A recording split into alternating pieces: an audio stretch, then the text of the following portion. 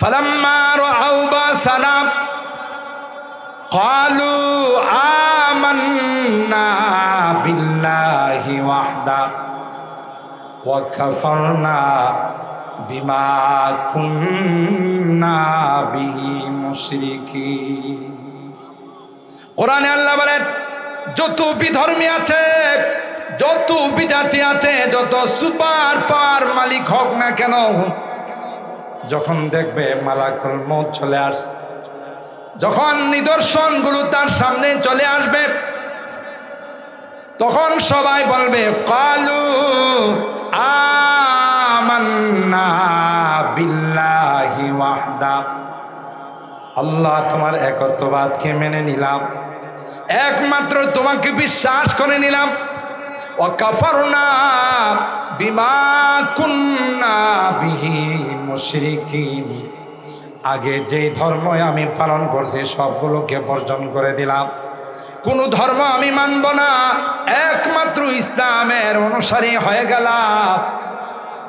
আল্লাহ কোরআনে কারীমের আয়াতের মাধ্যমে জানিয়ে দিলেন, ফালাম ইয়াকু ইয়ানফাউহুম ঈমানুহুম লাম্মা রাআউ বাসানা ক্বালু লাম্মা রাআউ বাসানা সুন্নাতাল্লাহিল্লাতী قد خلت في عبادي وخسر هنالك الكافرون।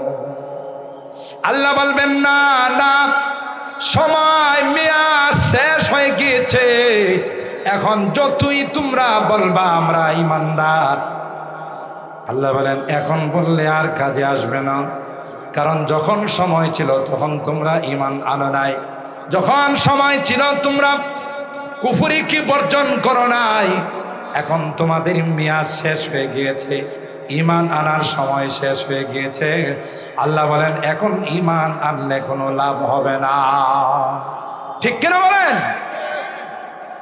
যেমনটা ফেরাউন সূরা ইউনূসের মধ্যে আল্লাহ পাক তার ঈমান আনার বর্ণনা দিয়েছেন।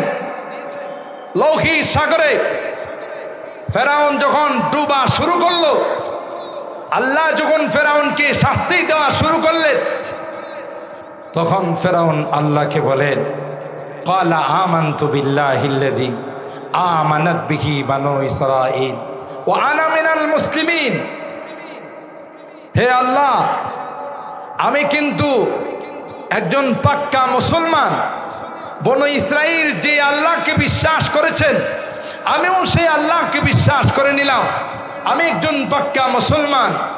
আল্লাহ পাক তখন রেজাল্ট আউট করলেন, আল আন ওয়াকাদ আসাইতা ক্বাবল ওয়া কুনতা মিনাল মুফসিদিন। ফেরাউন, তোমার এখন ঈমান আনার সময় হয়েছে, অথচ এর আগে যত সন্ত্রাসী কাজ আছে, এর আগে যত অশান্তিমূলক কাজ আছে, তুমি ফেরাউন তোমার ক্ষমতা টিকিয়ে রাখার জন্যে বনি ইসরাইলের লক্ষ লক্ষ ছেলে সন্তানকে তুমি হত্যা করেছো। কথা বলেন ঠিক কিনা? এই জন্য আমি আমার অনেক বয়ানে বলি, কিয়ামত পর্যন্ত যারাই তাদের ক্ষমতা টিকিয়ে রাখার জন্যে মানুষকে খুন করবে, গুম করবে, আয়না করে বন্দি করবে, বুঝতে হবে তাদের ব্লাডের মধ্যে ফেরাউনের ব্লাড ঢুকে আছে। কথা বলেন ঠিক কিনা? এটাই সিস্টেম। কারণ ক্ষমতা টিকিয়ে রাখার জন্যে অন্যায়ভাবে যারা মানুষ হত্যা করে, অন্যায়ভাবে মানুষকে যারা গুম করে, অন্যায়ভাবে যারা আয়না ঘরে মানুষকে বন্দি করে, তাদের সাথে একটা গভীর কানেকশন ফেরাউনের সঙ্গে। কথা বলেন ঠিক কিনা? আল্লাহ পাক বলেন, আল আন ওয়াকাদ আসাইতা ক্বাবলু ওয়া কুনতা মিনাল মুফসিদিন। লং টাইম তুমি নাফরমানি করছো, আল্লাহকে 2 নম্বরে রেখে তুমি 1 নম্বরে যাওয়ার চেষ্টা করছো। ফাহাশারা ফানাদা ফাকালা আনা রাব্বুকুমুল আ'লা। আর এখন তোমার সামনে আযাব আর গজব চলে আসছে, তুমি বলতেছো আমি একজন পাক্কা মুসলমান। ফালাম ইয়াকু ইয়ানফাউহুম ঈমানুহুম লাম্মা রাআউ বা'সানা। তাহলে কি বুঝা গেল? আমরা যে ধর্মের মধ্যে আছি, আমাদের ধর্ম হলো ইসলাম, এটাই একমাত্র কেবলমাত্র শুধুমাত্র আল্লাহর মনোনীত ধর্ম। কথা বলেন ঠিক কিনা? আর একটাও আল্লাহর কাছে গ্রহণযোগ্য ধর্ম না, গুলো মানব রচিত ধর্ম। তাই গোটা বিশ্ব মিলে এই ধর্মকে যদি কেউ উৎখাত করতে চায়, এই ধর্মের অনুসারীদেরকে যদি কেউ উৎখাত করতে চায়, মনে রাখতে হবে এই ধর্মকে উৎখাত করা যাবে না, এই ধর্মের অনুসারীদেরকে উৎখাত করা যাবে না। যারা উৎখাত করতে আসবে তারাই উৎখাত হয়ে যাবে। কথা বলেন ঠিক কিনা? সম্মানিত সুধী, আমি আপনাদের খেদমতে হাদিসে পাকের যে অংশটুকুন তিলাওয়াত পাঠ করেছিলাম, লম্বা হাদিস। আল্লাহর হাবিব বলেন, সাবআতুন ইউযিল্লুহুমুল্লাহু ফি যিল্লি ইয়াওমা লা যিল্লা ইল্লা যিল্লুহু, ইমামুন আদিল ওয়া শাবুন নাশা ফি ইবাদাতিল্লাহ। কিয়ামতের কঠিন ময়দানে 7 শ্রেণীর মানুষকে আল্লাহ রাব্বুল আলামিন আরশে আজিমের নিচে ছায়া দিবেন। সুবহানাল্লাহ বলেন। সেই দিনটা কেমন হবে? সেই দিনটা কেমন হবে? সূর্যটা মাথার উপর চলে আসবে, জমিনটা তামা হয়ে যাবে। 7 শ্রেণীর মানুষ আল্লাহ রাব্বুল আলামিন তার আরশে আজিমের নিচে তাদের ছায়ার ব্যবস্থা করবেন। এর মধ্যে এক শ্রেণী হলো ইমামুন আদিল, ন্যায়পরায়ণ বাদশা যারা হবে, যারা তাদের জনগণের উপর ইনসাফের বিচার করবে, ইনসাফের শাসন করবে। 2 নাম্বার হলো শাবুন নাশা ফি ইবাদাতিল্লাহ, ওই নওজোয়ান যুবক যাদের জীবনটা যৌবনকালটা ইবাদতের মধ্যে অতিবাহিত হয়েছে, কিয়ামতের কঠিন ময়দানে আল্লাহ তাদেরকে তার আরশে আজিমের নিচে ছায়ার ব্যবস্থা করে। আমরা বর্তমান সময়ে দেখতে পাই যে বাংলাদেশের আনাচে কানাচে বিশাল বিশাল ইসলামী মহাসম্মেলনগুলো হচ্ছে। প্রত্যেকটা সম্মেলনের পিছনে আমাদের নওজোয়ানদের হাত আছে। কথা বলেন ঠিক কিনা? এটা প্রমাণ করে এই অবস্থা থাকবে না। বর্তমান বিশ্বে যেভাবে মুসলমানরা নিপীড়িত আর নির্যাতিত হচ্ছে, সমাজের দেশের যুবকরা যেইভাবে ইসলামের দিকে অগ্রসর হচ্ছে, এই ইসলামের এই ধারাবাহিকতা, ইসলামের এই গতিকে কেউ প্রতিরোধ করতে পারবে না। কথা বলেন ঠিক না বেঠিক? কেন? এই ইসলামের এই লাইট কে জ্বালাইছে? কথা বলেন কে?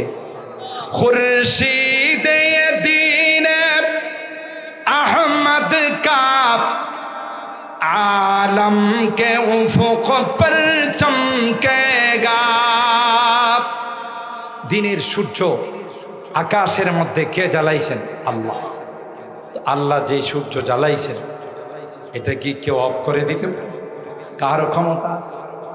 খুরশিদ দ্বীন अहमद का आलम के उफुक पर चमकेगा, ये नूर हमेशा चमका है, ये नूर हमेशा चमका है, ये नूर बराबर चमकेगा। इल्म हुनर का गहवारा तारीख वो से पारा है, हर फूल आय के सोना है, हर शर्वा यहाँ में नारा है। अल्लाह अकबर। कोहसार यहाँ दब जाते, तूफा यहाँ रुक जाते हैं। যত ষড়যন্ত্রী, যত বৃহৎ আকারে, যত শক্তিশালী হয়ে আসক না কেন, আল্লামা রিয়াসত আলী বিজনরী রাহিমাহুল্লাহ তার এই কবিতার মধ্যে তিনি উল্লেখ করতেছেন, এখানে আসার সাথে সাথে সবগুলো নস্যাৎ হয়ে যাবে। কথা বলেন ঠিক না বেঠিক? কোহসার यहाँ दब जाते, तूफा यहाँ रुक जाते हैं, इसका फकीरी के इस काख फकीरी के आगे शाहों की महल झुक जाते हैं इल्म हुनर का गहवारा तारीख का वो शेख पारा है हर पल आय के शोला है हर शर्वा यहाँ में नारा है अल्लाहु अकबर बोलें फिजाए बदर पैदा कर फरिश्ते तेरी नुसरत को उतर सकती है गर्दों से कतार अंदर कतार भी कवि डाक दिया बोले ওই জজবা ওই ঈমানি তাকাত যদি এখনো তোমাদের মধ্যে হয়ে যায় তাহলে যেই আল্লাহ বদরের প্রান্তে সাহায্য নাযিল করেছিলেন বিশাল একটি সশস্ত্র বাহিনীকে পরাস্ত করে বিজয়ের পতাকা মুসলমানকে আল্লাহ দিয়েছিলেন সেই আল্লাহ এখনো আছে না নাই আরো জোরে বলেন আছে না নাই আল্লাহ ডাক দেয়া কয় ওয়ালা তাহিনু ওয়ালা তাহজানু ওয়া আনতুমুল আ'লাউন ইন কুনতুম মুমিনিন সত্যিকার অর্থে তোমরা যদি ঈমানদার হয়ে থাকো ভয় পাওয়ার কোনো কারণ নেই টেনশনের কোনো কারণ নেই বিজয় তোমাদের কদম বসি কথা বলেন ঠিক কি বিজয় তোমাদের কদম বসি করবে তোমাদের কদমে চুমু খাবে শর্ত হলো তোমাদের মধ্যে মুনাফিক থাকতে পারবে আজকে গোটা বিশ্ব মুনাফিকে ছেয়ে গেছে মুসলিম কান্ট্রিগুলো যদি আজকে এক থাকতো আল্লাহর কসম ইসরায়েলের ইহুদি বাচ্চারা ফিলিস্তিনের মুসলমানকে হত্যা করা দূরের কথা তাদের দিকে তাকানোর সাহস পাইত আমাদের মধ্যে মুনাফিক ঢুকে গেছে আমরা মুসলিম কান্ট্রিগুলো বিজাতিদের পা চাটা গোলাম হয়ে গেছে অথচ আমি যে আয়াতে কারিমা তিলাওয়াত করি স্পষ্টভাবে আল্লাহ আমাদেরকে জানিয়ে দিয়েছেন লা তাত্তাখিযুল ইয়াহুদা ওয়ান নাসারা আউলিয়া বাদুহুম আউলিয়া ও বাদ হে ঈমানদারগণ কোন ইহুদি খ্রিস্টান বিজাতিকে তোমাদের অন্তরঙ্গে বন্ধু বানায়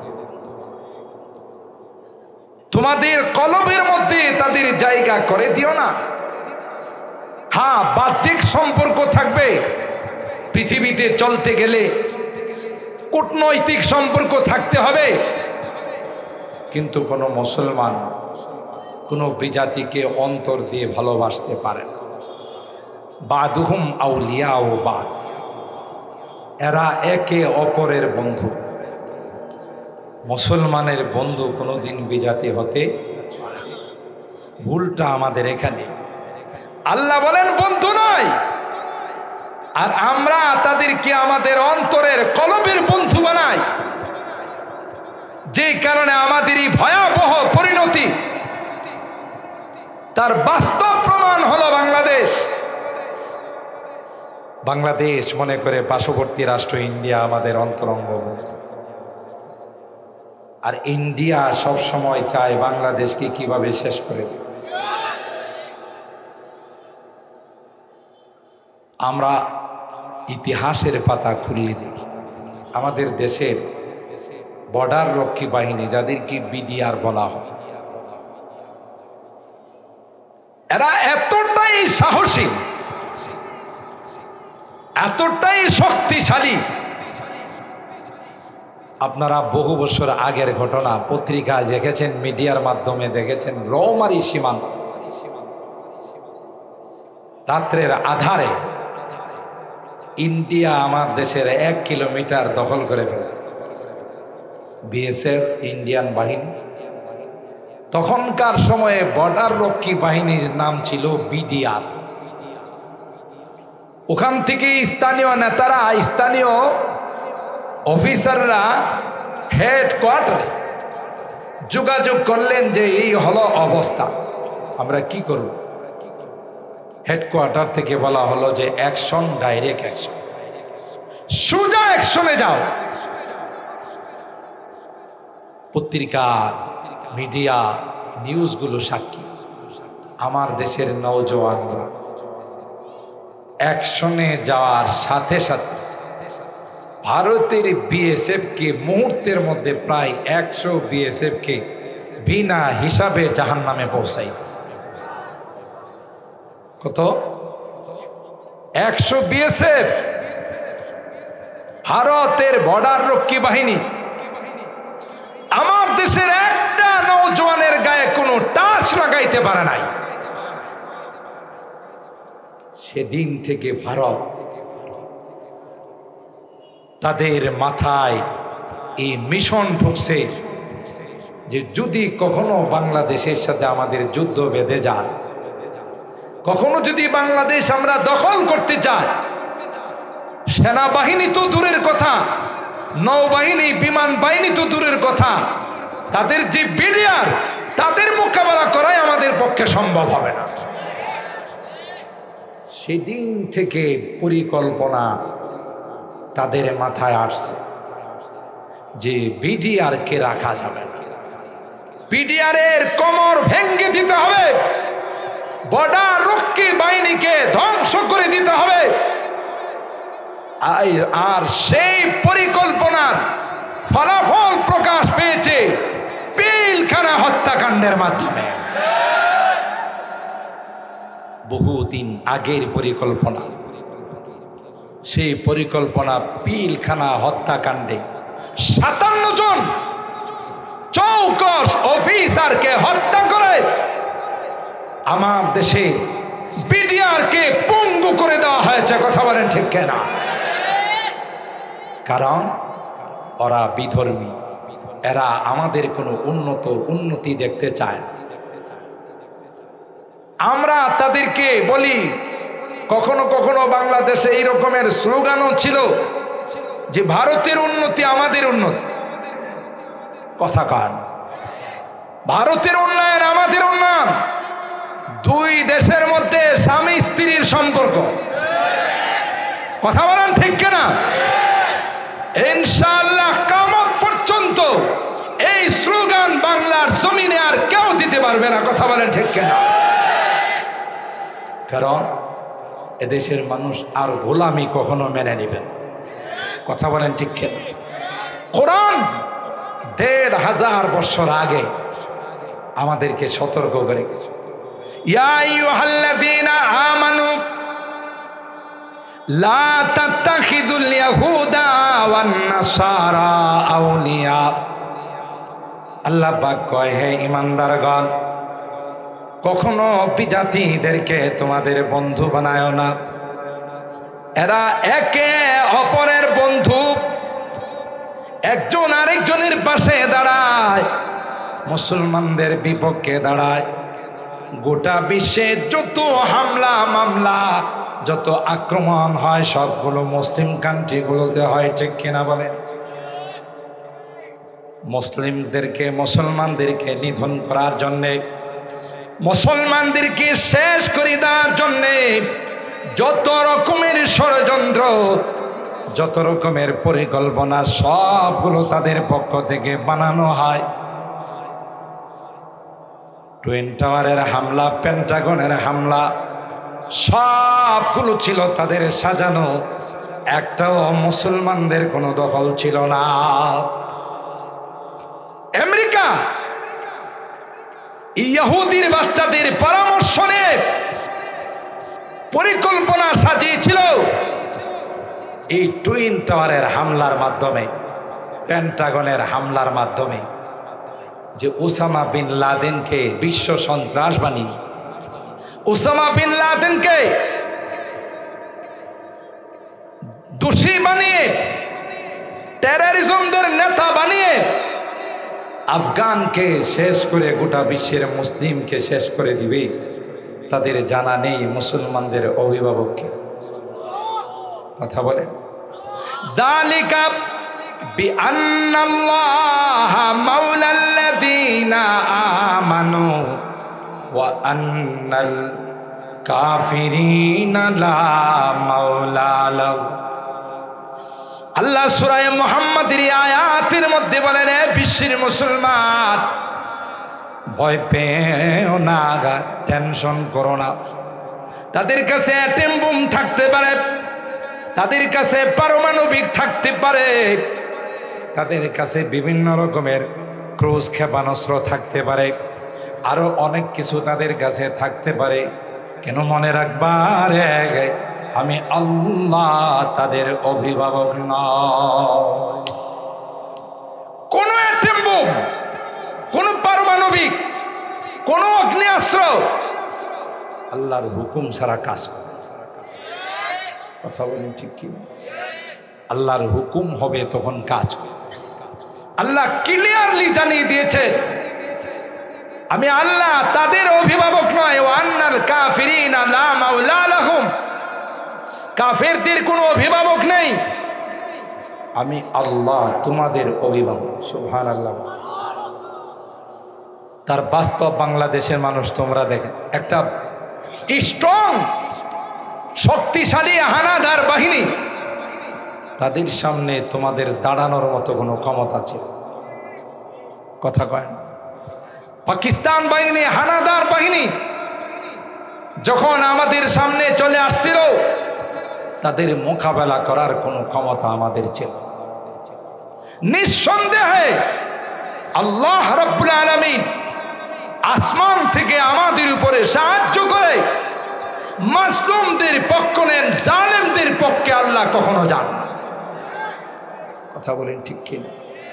ছাত্র জনতার হাতে কিছুই ছিল না। কি বলেন? ছিল? কোনো অস্ত্র ছিল না, কিছুই ছিল না। ছিল একটাই, সেটা হলো এদেশের ছাত্র জনতা ছিল মাজলুম, নিপীড়িত, নির্যাতিত। কথা বলেন ঠিক কিনা? অপর পক্ষ ছিল জালেম। এই জন্য আল্লাহ তার বিধান, তার সিস্টেম হলো পৃথিবীর সূচনা লগ্ন থেকে আল্লাহ মাজলুমদের পক্ষ নেন, জালেমদের পক্ষ নেন না। কথা বলেন ঠিক কিনা?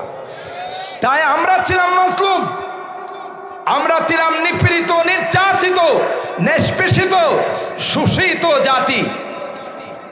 তাই আল্লাহ সাহায্য আমাদের উপরে আসছিল বলে, ছিল বলে মাত্র 9 মাসের সংগ্রামে আল্লাহ আমাদেরকে বিজয়ের মতো নিয়ামত দান করেছে। বিজয়ের মাস ডিসেম্বর মাস। এই জন্য কোনো কিছুতে আল্লাহর সাহায্যকে, আল্লাহর শক্তিকে ভুলে গেলে চলবে না। হতে পারে আমাদের কাছে আধুনিক কোনো যন্ত্রপাতি নেই, আধুনিক কোনো অস্ত্র নেই, কিন্তু আমাদের ইয়াকিন আর বিশ্বাস আছে যে আল্লাহর সাহায্য আমাদের সঙ্গে আছে। যত বড় পড়া শক্তি হোক না কেন, আল্লাহর সাহায্যের সামনে দাঁড়ানোর মতো তাদের কোনো ক্ষমতা নাই। কথা বলেন ঠিক না বেঠিক? ইমানি তাকত আর শক্তি আমাদের মাঝে সৃষ্টি করতে হবে। আফগান মুজাহিদদের মতো ইমানি শক্তি আমাদের মাঝে সঞ্চার করতে হবে। কথা বলেন ঠিক কিনা? আর ইমানি তাকত আর এই শক্তি নিয়ে যখন আমরা ময়দানে যাব, যত বড় পাওয়ারফুল শক্তি আমাদের মোকাবেলা করতে আসুক না কেন, ইনশাআল্লাহ সেকেন্ডের মধ্যে তাদের পরাজিত হওয়া, পরাজয় বরণ করা তাদের জন্য অনিবার্য হয়ে যাবে। ঠিক না বেঠিক? এটার জন্যই উলামায়ে কেরাম, জাতির রাহবার, এই সকল মাদ্রাসাগুলো, গজওয়ায়ে হিন্দ সহ আরো যত যুদ্ধ আসবে, ওই যুদ্ধগুলোর মধ্যে সৈনিক তৈয়ার হওয়ার ক্যান্টনমেন্ট হলে এই সকল মাদ্রাসা। আবার কেউ ভুল মেসেজ দিয়েন না যে আজকে বক্তব্য বলে গেছে সৈনিক বানানোর কারখানা হলো মাদ্রাসা।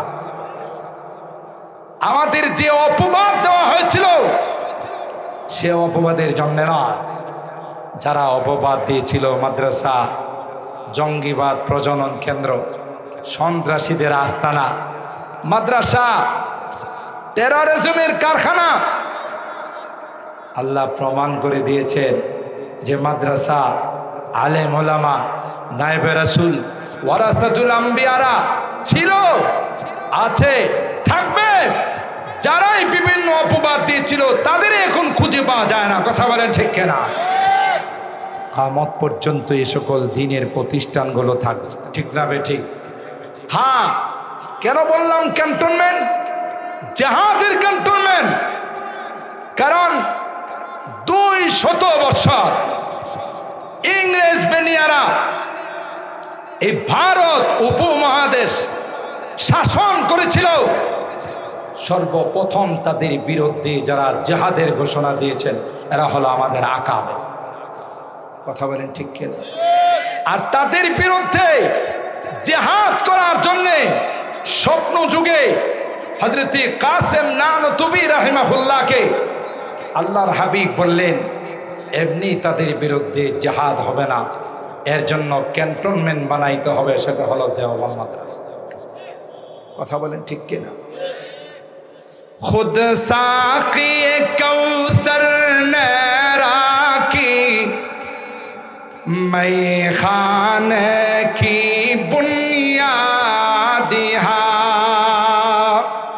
साके कौसर सरकारी दो आलम नबी সরাসরি দেওবন্দ মাদ্রাসার ভিত্তি রেখে পৃথিবীর মানুষকে এই কথার জানান দিয়েছেন যে এগুলো হলো ইসলামের দুর্গ। ইসলামের উপর যখন কখনো আঘাত আসবে তার মোকাবেলা করার জন্য এই দুর্গগুলোই যথেষ্ট। কথা বলেন ঠিক কিনা? রুহামাউ বাইনাহুম, আমরা বড় নম্র, বড় ভদ্র, আমরা কাহারোর সাথে কোনো তর্কে জড়াই না, কাহারোর সঙ্গে আমরা অহেতুক কোনো ঝামেলাতে জড়াই না। কিন্তু আশিদ্দাউ আলাল কুফার, কেউ যদি আমার কোরআন নিয়ে, আমার ইসলাম নিয়ে, আমার নবীকে নিয়ে টানাটানি করে, সাথে সাথে তার মাথাটা দেহের থেকে বিচ্ছিন্ন করে দেওয়া হবে। আশিদ্দাউ আলাল কুফার রুহামাউ বাইনাহুম, এটা হলো সাহাবায়ে কেরামদের সিফাত, সাহাবায়ে কেরামদের গুণ। সম্মানিত সুধী, এই সকল মাদ্রাসা থেকে নায়েবে রাসূল যারা বের হচ্ছে, ওয়ারাসাতুল আম্বিয়া যারা বের হচ্ছে, গোটা বিশ্বের মধ্যে ইসলামের পাহারাদার হিসাবে, ইসলামের সৈনিক হিসাবে আনাচে কানাচে ছড়িয়ে ছিটিয়ে যাচ্ছে। আর আমার এই সমাজের যুবকরা তাদেরকে অনুসরণ করে, তাদেরকে ফলো করে, যখন জিহাদের ডাক আসবে, কলমার ডাক আসবে, ইসলামের পতাকা উত্তোলনের ডাক আসবে, তখন তারা ময়দানের মধ্যে দুশমনদের বিরুদ্ধে ঝাঁপিয়ে পড়বে। কথা বলেন ঠিক কিনা? আর এই দুর্গগুলোকে সংরক্ষণের দায়িত্ব নিয়েছেন কে? আরো জোরে বলেন। এই সকল দুর্গগুলোকে সংরক্ষণের দায়িত্ব নিয়েছেন সরাসরি আল্লাহ। ইন্না নাহনু নাযালনা যিকরা ওয়া ইন্না লাহু লাহাফিজুন। এই কোরআন আমি নাজিল করেছি, ইসলাম আমার মনোনীত ধর্ম, একমাত্র আমার নির্বাচিত ধর্ম।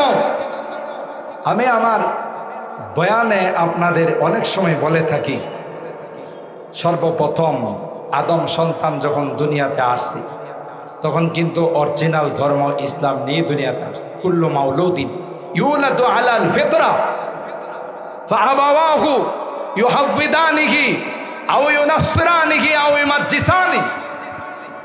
আসল ধর্ম ইসলাম নেই। প্রত্যেকেই, আপনি ইহুদি বলেন, খ্রিস্টান বলেন, হিন্দু বলেন, বৌদ্ধ বলেন, অরিজিনাল ধর্ম ইসলাম নিয়ে পৃথিবীতে আগমন করছে। কথা বলেন ঠিক কিনা? আসার পর তখন তার ধর্মের যারা আছে, তার গুরুরা হিন্দু ধর্মের হলে হিন্দু বানিয়েছে, বৌদ্ধ ধর্মের হলে বৌদ্ধ বানিয়েছে। ধর্মীয় রীতি নীতি অনুযায়ী তাদেরকে সেই ধর্মের ধিক্কার দিয়ে সেই ধর্মের অনুসারী বানিয়েছে। কথা বলেন ঠিক না বেঠিক? ঠিক তদ্রূপ পৃথিবী থেকে যাওয়ার সময় যখন মৃত্যু চলে আসবে, সাকারাত যখন শুরু হয়ে যাবে, পৃথিবীর প্রত্যেকটা বিধর্মী, আপনি যত সুপার পাওয়ার রাষ্ট্রের মালিক হোক না কেন, ডোনাল্ড ট্রাম্প বলেন, আর চায়নার প্রেসিডেন্ট বলেন, রাশিয়ার প্রেসিডেন্ট বলেন, ভারতের প্রেসিডেন্ট বলেন, কোরআন বলে মৃত্যুর আগে সবাই চেষ্টা করবে ইসলাম গ্রহণ করার।